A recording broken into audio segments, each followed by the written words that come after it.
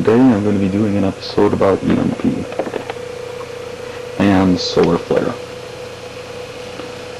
Although I don't think this is a huge threat, I think that is definitely a possibility. However, I think some sort of economic collapse is probably most likely still. Turn on my light here. Now, first of all, EMP is simply just an electromagnetic wave. When a nuclear explosion happens hundreds of miles up in the atmosphere. And all that happens is the wave comes down, gets absorbed by wires and whatnot, and it essentially fries electronics. Anything up. Computers, TVs, monitors, even the electronics in any car made in the last 20-25 years. Especially gasoline cars. So I'm going to show what I have done to prepare for this thing, should it happen. Now, solar flares, on the other hand, the main problem with them is they will fry systems connected to long runs of wire, but an unconnected electronic component, such as if this computer was sitting there with no cables hooked up to it, would probably survive. But it would not survive the EMP. I'm going to show you some of this stuff I've done over here, and I'll get back to the computer because there is a reason I have that here right now. First of all, these two TVs, I recently got a slightly newer TV from the 90s. Teacher at school gave it to me a couple of years back, and it works a lot better than these things. But I still wouldn't mind having a TV working afterwards. It might be worth something to someone else who might have electricity.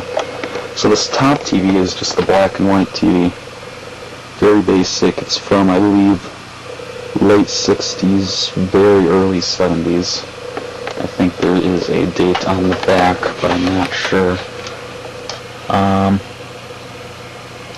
1988, that's later than I would have expected. But still, basic black and white TV, that's about as simple as you can get. Has very few electronics inside. It's standard CRT technology, old-fashioned. Uses 65 watts. And it will help to receive signals, or even, sorry about that, that was the light. To receive communication or signals, or even just watch a movie for entertainment or something. And this bottom one, this is a color TV from the mid-70s. I checked this one. This one I know it's from mid to late 70s, maybe early 80s. And this one has more electronics than the black and white one. I wouldn't trust this one to actually survive. But what I have done to increase its chances is, well, see, I'm a tinkerer, so what I did is, there's dust on here, I went inside and I disconnected the power cord from the motherboard, or main circuit board, the power supply board, sorry, inside of the TV set. And that means that there is no wire inside of this thing longer than 30 inches, and that is the generally accepted length, shorter than 30 inches, for basic electronics to survive, such as a TV, because this one doesn't have a computer. It's not so much digital, and this one is 100% analog. It's all dials, mechanical, channel changing, mechanical, volume changing. This one, whoops, losing my balance here. This one has the push buttons, and I still don't think that one has much of a chance, but the top one just might survive. Now I need to check my time. I'm doing good here. Now, I was just getting this thing all set up to put into the Faraday cage. This I got on eBay a number of years ago for 20 bucks, before I had a job. I needed a computer for school, so I saved up some money and got this for 20 bucks on eBay. It's a Gateway Solo with a Pentium 2 in it. And it's running Windows Me with the XP background right now. And this would be good because I have some information and instruction manuals, and sorry, my furnace just started up. Stuff saved on discs that I could use. And this has a floppy drive and a CD drive, has USB. So I'm going to be, today my task is to put this into my Faraday cage. And I will want to disconnect the cord right there, give it more chance of survival. My time's doing good. Alright, I'm going to come over here to this and I'll show you what we have in here.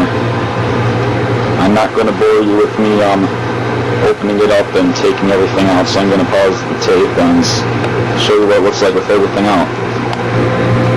Alright, I'd just like to say quickly, I have this all insulated. Everything that's in here is insulated. I have the top of everything covered with this piece of cardboard and these old grocery bags, and around the edge I have cardboard, and I also have cardboard along the bottom for insulation. So let me get this all out of here and we'll see what we have in here.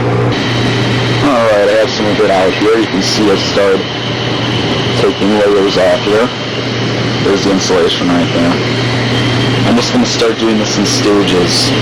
Here's an old, I just put this stuff on an old table. I don't want to be kneeling on the floor for this.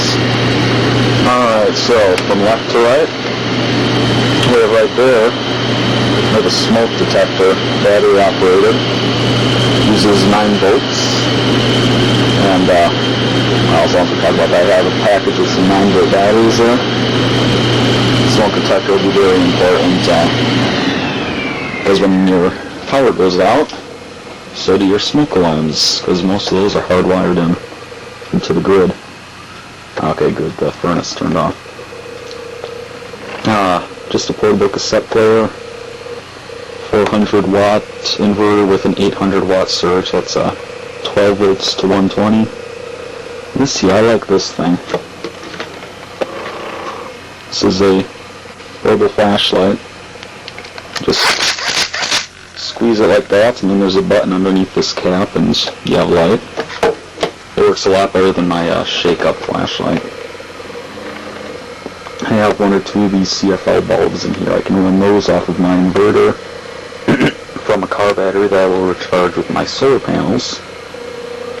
Those are very efficient. I would never even consider using incandescent bulbs. Next to the 9 volt, these are packages. Found these in my grandparents' basement a while ago. Just lots of old electronic parts, LEDs, transistors, capacitors, all kinds of things. So that gives me the ability to try and fix some things, maybe get some things back working again. And finally, probably one of the most important things I have, this is my radio. It has a flashlight built in.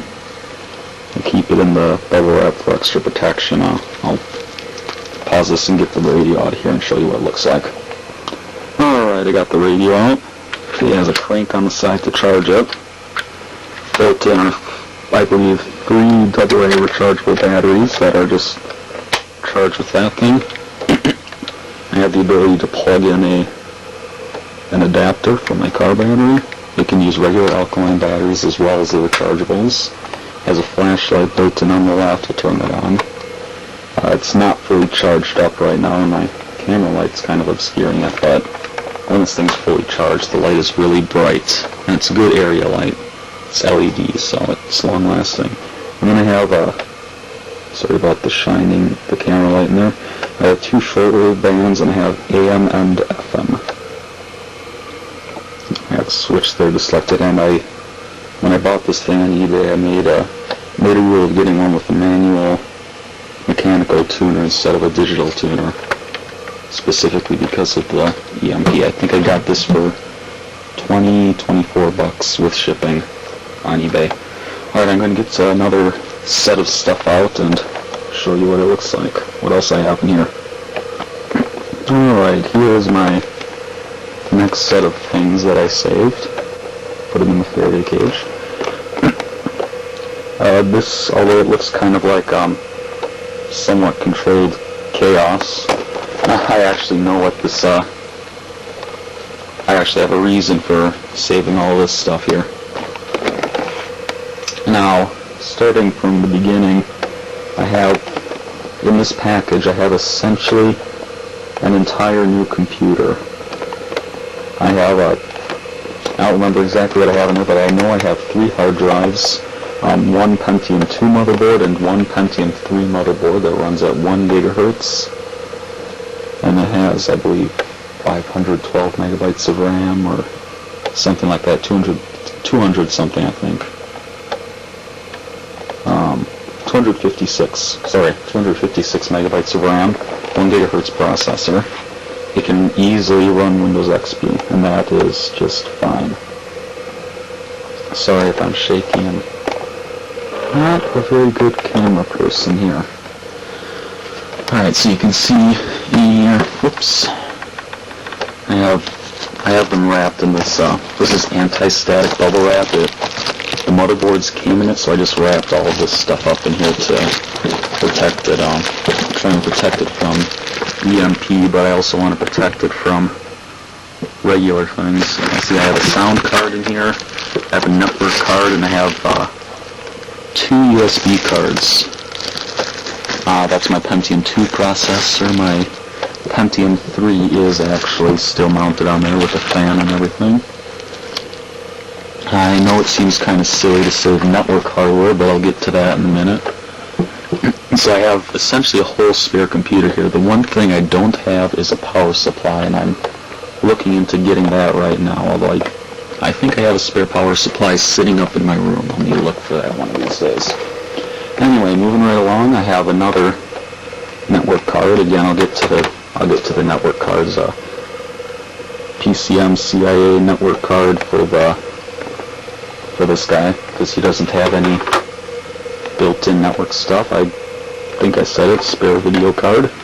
I have a USB powered CD drive, CD burner. And then for my good laptop, I have a spare, I think it's a 40 gigabyte hard drive. And that's good if by some slim chance my good laptop does survive, but the drive is destroyed or something. I have a spare drive here for that. I didn't buy this for the computer. This came with my laptop, and I figured I might as well stick it in here. I don't need it for anything else. No, whoops. This is the bag from the other cards here, protecting from static. I don't want to have everything survive the EMP and then find out these were fried by regular static electricity. That would be a bad way to start things off, I think. Anyway, so my explanation for the network cards here, we don't know exactly what will and won't survive an attack like this or a solar flare. Even if the power grid goes out, the telecommunications facilities do have backup batteries and generators, and if by some slim chance they would survive, I want to be able to access the internet, find out if anyone has information. So I have, I think also buried in here, yeah, I do, I have a dial-up modem, an old-fashioned, old-school one, because I believe that stuff would be more apt to survive than the newer digital high-speed cable, coaxial, T1, whatever connections. Although I'm just keeping it all just to be safe. And then, with all the computers that I'm saving, laptop, that old one, I have another old laptop running Windows Me that I don't have protected yet. I have a Windows XP laptop that I don't have protected yet. I collect old computers, so I have a lot of old computers sitting around. I have a bunch of old desktops that just might survive. And then plus, I have the whole computer right here. Maybe 2 whole computers, sorry. Can set up a whole network of computers. Start redoing that. Set up communications with my neighbors maybe.